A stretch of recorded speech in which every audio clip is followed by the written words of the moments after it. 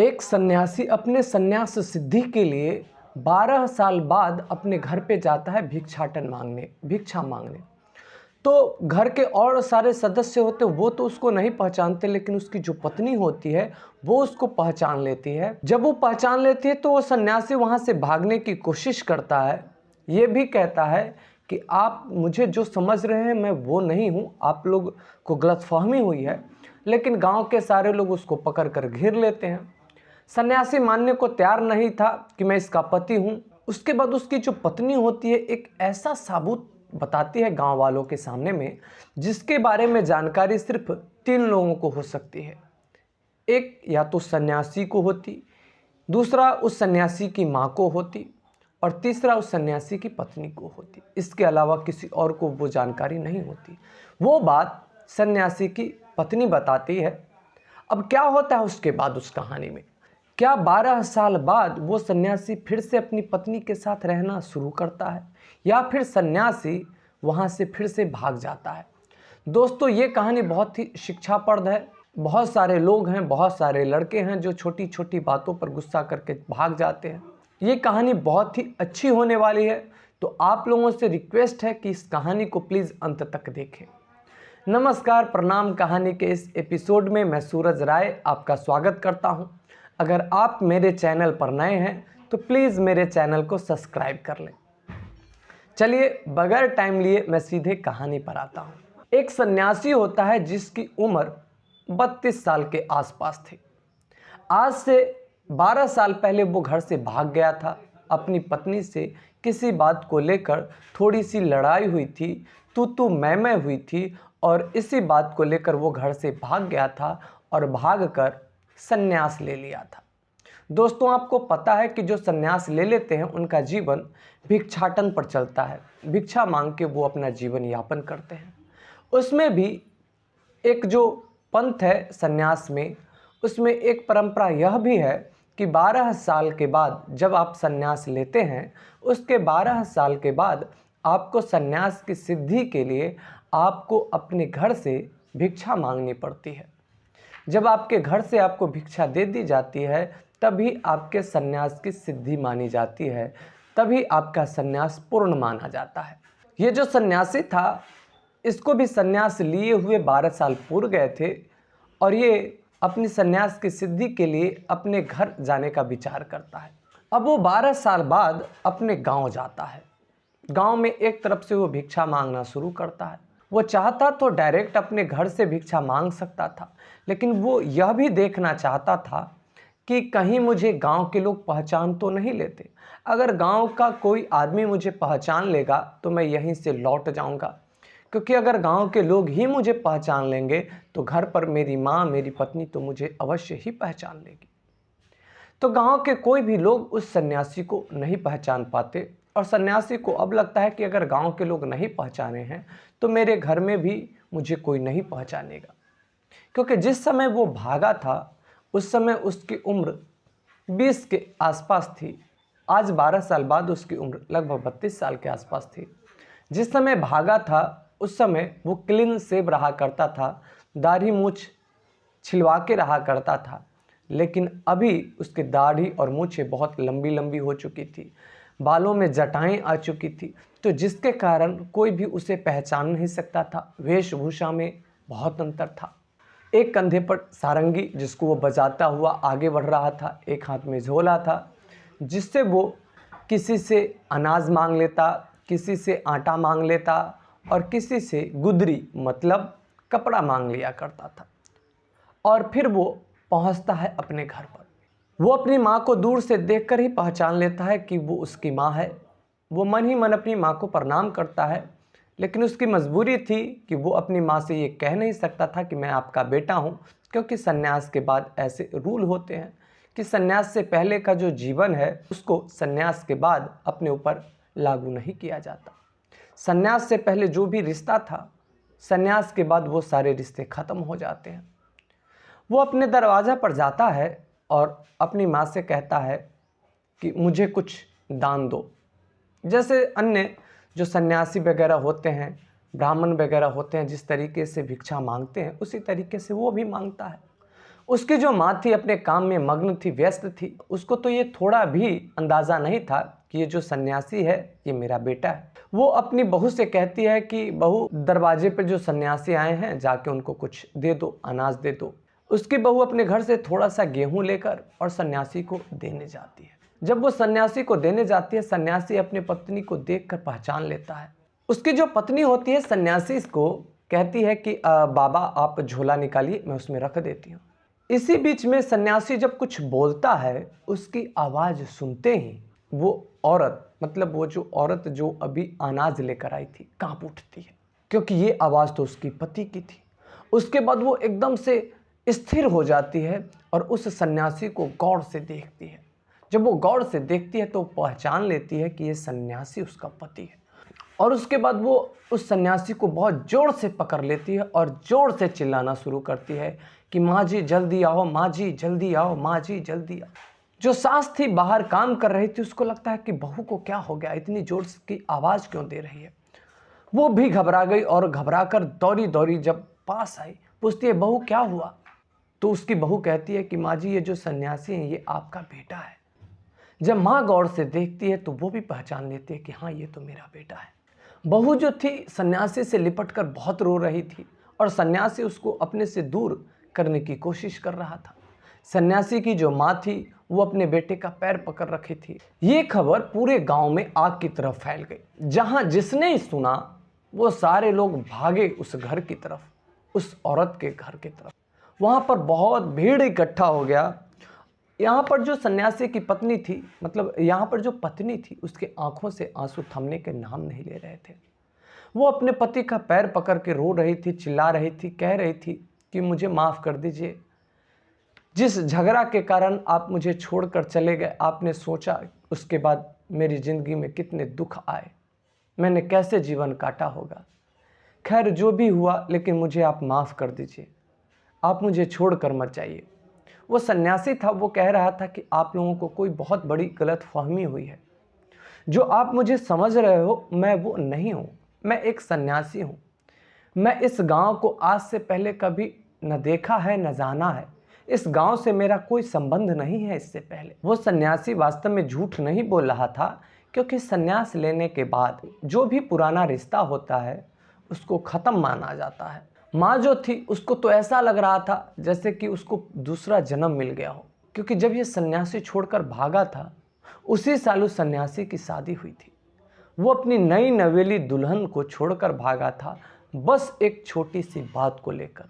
एक छोटी सी बात थी जिसको लेकर पति पत्नी में अनबन शुरू हुई थी और वो सन्यासी घर छोड़कर भाग गया था। न तो माँ को और न ही पत्नी को ये उम्मीद थी कि कभी ये वापस आएंगे। भले ही उम्मीद नहीं रही हो पत्नी को, लेकिन पत्नी ने अपने मांग के सिंदूर को लगाना छोड़ा नहीं था। कई सारे लोग थे जो उसकी पत्नी से कहते थे कि देखो उसको गए हुए इतने साल हो गए, अगर उसको लौट कर आना होता तो वो आ गया होता, अगर वो जिंदा होता तो वास्तव में आ गया होता। ऐसा करो कि तुम दूसरी शादी कर लो, तुम अभी जवान हो, तुम्हारा जीवन कैसे कटेगा। तो ये जो बहू थी, मतलब उस सन्यासी की पत्नी थी, वो सबसे यही कहती कि मेरे नसीब में जो था वो मुझे मिला। मेरे नसीब में इतना दिन ही मेरे पति का सुख लिखा हुआ था, उतना ही सुख मुझे मिला। एक तो मैं अलग जा नहीं सकती क्योंकि मेरे मन में किसी और के प्रति किसी भी तरीके का कोई भाव नहीं है, और दूसरी बात कि जो मेरे नसीब में मुझे मिलना है, अलग भी जाऊंगी मुझे वही मिलेगा। जब से वो लड़का, मतलब वो सन्यासी घर से गया था, तब से अपने सास के साथ वो बहू रह रही थी। सन्यासी के जाने के बाद वो अपनी सास की कदर अपने बेटे से ज़्यादा करती थी। जितना उसका बेटा उससे प्रेम करता, लगाव रखता, उससे ज़्यादा एक बेटे से बढ़ के बहू ने अपनी सास के साथ किया था। 12 साल पहले एक माँ ने अपने बेटे को देखा था और 12 साल पहले उस पत्नी ने अपने पति को देखा था, और 12 साल बाद आज फिर से उसको देख रहे थे। माँ और पत्नी रोती जा रही थी, लेकिन वो जो पति था वो सन्यासी था, इसके ऊपर इस बात का कोई असर ही नहीं हो रहा था। वो बस उस दोनों को समझाने के फिराक में था, समझाने की कोशिश कर रहा था कि आप लोग बेमतलब का आंसू बहा रहे हो, मैं वो हूँ ही नहीं। आप खुद सोचो कि अगर मैं वो होता तो आप लोगों के आंसू को देखकर मैं थोड़ा भी तो पसीजता। आप लोग इस तरीके की मूर्खता क्यों कर रहे हो? गांव के जितने भी लोग थे उस सन्यासी को पकड़ रखे थे। सन्यासी चाहकर भी भाग नहीं सकता था। सन्यासी सारे लोगों को समझा रहा था कि अगर आप लोगों को भिक्षा नहीं देनी है तो मत दो, मैं चला जाता हूं यहां से। इस तरीके का बखेड़ा खड़ा करने की कोई ज़रूरत ही नहीं है। न तो मैं इनका बेटा हूं, न तो मैं उसका पति हूं। क्यों मुझे इस तरीके के, मैं तो एक सन्यासी हूं। जब पत्नी को लगता है कि किसी भी तरीके से उसका जो पति है मानने को तैयार नहीं है, तब पत्नी सारे लोगों से कहती है कि मैं इनको नहीं रोकूंगी। ये कहते हैं ना कि मैं दूसरा आदमी हूं, तो मैं इनको जाने दूंगी। ये दूसरा आदमी अगर निकल गए तो मैं इनका एक साबूत बताती हूँ, जिस साबूत के बारे में या तो मुझे जानकारी होगी या फिर मेरी सास को जानकारी होगी, जब इन्होंने इनको बचपन में देखा होगा। और वो एक गुप्त जगह का एक निशान बताती है कि फलाने जगह पर इनको एक निशान है। अगर ये निशान इनके शरीर पर नहीं होगा तो मैं मान लूंगी कि ये दूसरे आदमी है। ये बात जब गांव का लोग सुनता है तो गांव का लोग बोलता है कि हाँ ये बात ठीक है, और सन्यासी से कहता है कि आप कपड़ा खोलकर मुझे वो चीज़ दिखाइए। जब सन्यासी को लगता है कि सारे लोग मेरा कपड़ा खुलवा देंगे और मेरे पास अब कोई दूसरा चारा है नहीं, तब सन्यासी अपनी सच्चाई बता देता है। सन्यासी सारे लोगों से बताता है कि हाँ मैं वही हूँ जिसके बारे में ये बताया जा रहा है। हाँ मैं इस महिला का पति था, हाँ मैं इनका बेटा था, लेकिन न तो मैं अब इनका बेटा हूँ, न तो मैं अब उनका पति हूँ, क्योंकि मैंने संन्यास ले लिया है। मेरा अब इनसे कोई संबंध नहीं है।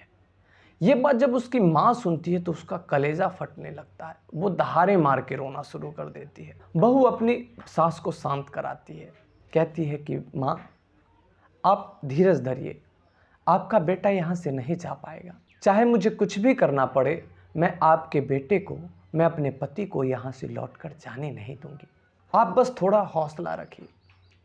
माँ कुछ देर में शांत होती है और फिर माँ अपने बेटे से कहती है कि हाय रे कसाई, मैंने तुम्हें 9 महीने तक अपने पेट में रखा। कितना दर्द झेला होगा, क्या तुम्हें इस बात का अंदाज़ा है? जब माँ किसी बच्चे को जन्म देती है उसको कितनी पीड़ा होती है, इस बात का अंदाज़ा है तुम्हें?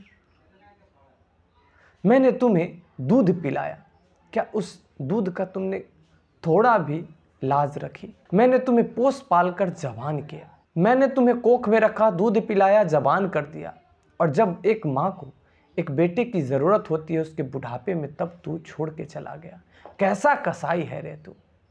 तूने क्या दूध का फर्ज निभाया? क्या तूने दूध का कर्ज उतारा? तुमसे अच्छी तो ये मेरी बहू निकली, तुमसे बढ़कर तो इसने मुझे प्यार दिया। अगर ये नहीं रहती तो आज मैं जिंदा नहीं रहती। कितना निष्ठुर निकल गया रे तू। मेरे लिए जो तुम्हारा कर्तव्य था वो तो तुमने नहीं ही निभाया, लेकिन साथ में जिस लड़की का तुमने हाथ पकड़ के लाया, उस लड़की को भी जीवन के मझधार में अकेला छोड़कर भाग गया। ये कैसा सन्यास है रे तेरा?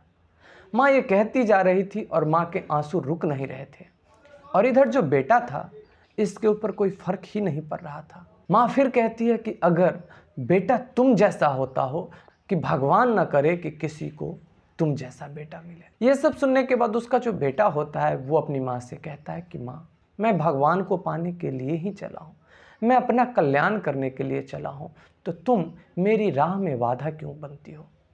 तुम मुझे रोकना क्यों चाहती हो? तुम मुझे अपना कल्याण करने दो।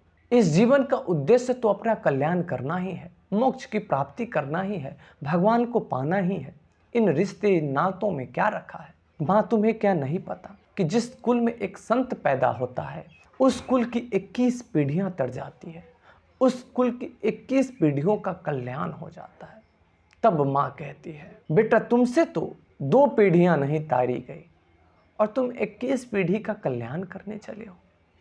तुमसे तो तुम्हारी माँ का कल्याण नहीं हो पाया, तुमसे तो तुम्हारे पत्नी का कल्याण नहीं हो पाया, और तुम चले हो 21 पीढ़ी का कल्याण करने। अरे आग लगे ऐसे कल्याण में जिसमें वर्तमान और भविष्य को ताक पर रख दिया जाता हो, वर्तमान और भविष्य को आग लगा दिया जाता हो और सिर्फ भूत को संवारने में लगे हो। ये बात सुनकर वो जो सन्यासी था निरुत्तर हो जाता है। सन्यासी के पास तो कोई उत्तर ही नहीं होता। सन्यासी को लगने लगा था कि मैं तर्क की कसौटी पर जीत नहीं सकता। फिर वो प्रेम का एक जाल फेंकता है और माँ से कहता है कि माँ, तू नहीं चाहती कि तेरा बेटा शांति से रहे, तू नहीं चाहती कि तेरे बेटे को मोक्ष की प्राप्ति हो, तू नहीं चाहती कि तेरे बेटे को भगवान मिल जाए। बोल माँ, क्या तू नहीं चाहती? माँ, तुम्हें पता है कि सन्यासी बनने के बाद तुम्हारा बेटा कितना शांति महसूस करता है, तुम्हारे बेटे के जीवन में कितनी खुशियाँ हैं, इस बात का अंदाज़ा है माँ। क्या तू नहीं चाहती कि मैं उस शांति से रहूं, फिर से मैं इस कोलाहल भरी, इस बेचैनी भरी जीवन में कदम रखूं? क्या तू ये चाहती है? ये बात सुन के उसकी जो माँ होती है चुप हो जाती है। लेकिन ये बात सुन के उसकी पत्नी चुप नहीं रह पाती और फिर पत्नी बोलना शुरू करती है। पत्नी कहती है कि अगर आपको संन्यास लेने से शांति मिलती है तो आप संन्यास ग्रहण करके ही रहो, आपको मैं अभी भिक्षा दे देती हूँ। लेकिन संन्यास का मतलब तो होता है इच्छाओं का मर जाना, अपनापन का जो भाव होता है उसका खत्म हो जाना। लेकिन न तो आपकी इच्छा मरी, न तो आपका अपनापन का भाव मरा। तो सन्यासी कहता है मेरा तो सब कुछ मर चुका है। पत्नी कहती है कहाँ मरा? आप यहाँ भिक्षा लेने आए क्योंकि आपके अंदर एक इच्छा थी कि मुझे सन्यास की सिद्धि प्राप्त हो। अगर आपने सन्यास ले ही लिया, अगर आप भगवान के रास्ते पर चले ही, तो आपके मन में तो ये भाव होना चाहिए था कि मैं भगवान के राह पर चला हूँ, भगवान को मिलना होगा, मिल जाएंगे, मैं इच्छा क्यों करूँ? भगवान के राह पर चलने का तो मतलब है कि सारी इच्छाओं का त्याग। तो आपके अंदर तो इच्छा बनी ही रही और वो इच्छा थी सन्यास की सिद्धि की। और आप कहते हो कि अपनेपन का भाव खत्म हो गया, क्योंकि आपके सन्यास की सिद्धि के लिए ये था कि अपने घर से भिक्षा मांग के लाना पड़ेगा। तो आप इसी घर में क्यों आए? क्योंकि आपका इसी घर में अपनेपन का भाव आज तक मौजूद है। तो फिर आपके सन्यास लेने का क्या फ़ायदा जब न तो आपकी इच्छा मरी और न तो आपका अपनेपन का भाव मरा? अगर ये दोनों आपका मर गया होता तो आप भिक्षा लेने यहाँ आते ही नहीं। आप कहते हो कि आपको शांति महसूस होती है। किस बात की शांति? 12 साल तक आपको पल पल यही लगता रहा होगा कि कब 12 साल पूरे और मैं अपने घर से जाकर भिक्षा मांग के लाऊं और मुझे सिद्धि प्राप्त हो। संन्यास का मतलब तो इच्छाओं से छुटकारा होता है। आपका तो इच्छाओं से छुटकारा मिला ही नहीं। हाँ, अगर इच्छाओं से छुटकारा मिल गया होगा तो अभी मैं आपको भिक्षा दे देती हूँ। ये बात सुनकर सन्यासी एकदम से मौन हो जाता है, क्योंकि इसके बाद किसी के पास कोई उत्तर हो ही नहीं सकता। सन्यासी सोच में पड़ जाता है कि अब इस बात को कैसे काटा जाए, क्या कहा जाए। फिर सन्यासी कहता है कि जिसे तुम इच्छा कह रही हो, ये कोई इच्छा नहीं है, ये तो शास्त्र की मर्यादा है, शास्त्र का वचन है, ये गुरुवाणी है। हमारे शास्त्र, हमारे गुरु ये कहते हैं कि 12 साल के बाद अपना जो पूर्व जीवन का जो घर है वहाँ से भिक्षा मांग के लाना पड़ेगा। तो हम लोग अपनी इच्छा की पूर्ति के लिए नहीं आते। मैं यहाँ अपनी इच्छा की पूर्ति के लिए नहीं आया हूँ, बल्कि मैं तो शास्त्र की बात को लेकर आया हूँ, मैं तो अपने गुरु की वाणी को लेकर आया हूँ। और तुम लोग चाहे कुछ भी कर लो, मैं तुम्हें नहीं अपना सकता, क्योंकि गुरु और शास्त्र कहते हैं कि सन्यास के बाद उसका किसी से कोई संबंध नहीं होता। तब पत्नी कहती है कि अगर शास्त्र और गुरु यह कहते हैं कि सन्यास के बाद उसका पूर्व का कोई रिश्ता नहीं होता, किसी से उसका कोई रिश्ता नहीं होता, तो मुझे जरा उस शास्त्र के बारे में बताएं कि किस शास्त्र में लिखा हुआ है कि सन्यास लेने के बाद अपनी माँ को भी छोड़ा जा सकता है, या फिर किस शास्त्र में लिखा हुआ है कि अपनी बेसहारा लाचार माँ को छोड़कर सन्यास लिया जा सकता है।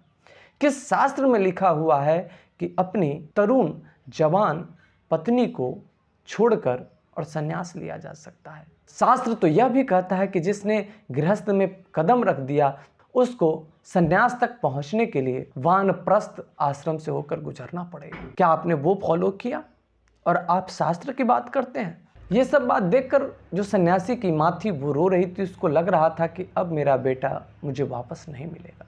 फिर बहू कहती है सन्यासी से कि इस माँ ने आपको जन्म दिया है, मुझे नहीं, इसकी जिम्मेवारी आप पर है, मेरे ऊपर नहीं। आप यहाँ से जाना चाहते हो तो चले जाओ, लेकिन उससे पहले 2 काम करके जाओ। पहला काम, इस माँ को अपने साथ लेकर जाओ, क्योंकि कोई भी शास्त्र किसी भी सन्यासी को अपनी माँ को अपने पास रखने से नहीं रोकता, अपनी माँ अपने बाप का सेवा करने से नहीं रोकता। आप अपनी माँ को अपने साथ लेकर जाओ। और दूसरा काम ये करो कि अगर आपके सन्यास में इतनी शक्ति है तो मेरी शादी इस भीड़ में खड़े हुए किसी भी आदमी से आप करवा दो। आप अपनी सन्यास की रक्षा करो और मेरे पतिव्रत धर्म को नष्ट कर दो। अगर आपके सन्यास में इतनी क्षमता है तो मेरे पतिव्रत धर्म को तोड़ दो। मैं खुशी खुशी आप जिससे भी मेरी शादी कराएंगे मैं खुशी खुशी उसको अपना लूँगी, मैं खुशी खुशी उसी को अपना पति मान लूँगी और उसके बाद मुझे आपसे कोई मतलब नहीं होगा। अगर आप में इतनी हिम्मत है, इतनी सामर्थ्य है। ये बात तो सुनकर उस सन्यासी को लगा कि उसके ऊपर बिजली गिर गई हो। वो चारों खाने चित्त हो गया। न तो वो तर्क से जीत पाया, न तो वो भावनाओं से जीत पाया, और अब वो प्रेम से भी हार गया था। माँ अब भी दूर बैठी रो रही थी, कलेजा पीट रही थी।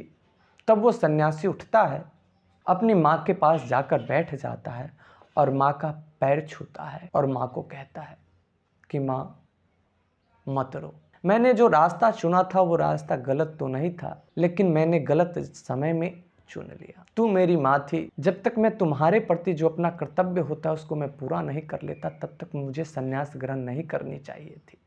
अगर मैं संन्यास ग्रहण किया भी तो तुम्हें मुझे अपने साथ रखना चाहिए था। और दूसरी बात कि अगर मुझे संन्यास ग्रहण करना था ही तो फिर मैंने एक लड़की का जीवन क्यों बर्बाद किया। और फिर वो अपनी पत्नी से भी माफ़ी मांगता है, कहता है कि हो सके तो मुझे माफ़ कर देना। और उसके बाद वो अपने सन्यास का चोला उतार देता है और फिर खुशी खुशी अपनी पत्नी, अपनी माँ के साथ रहना शुरू करता है। दोस्तों, कैसी लगी आपको ये कहानी, आप हमें कमेंट करके ज़रूर बताइएगा।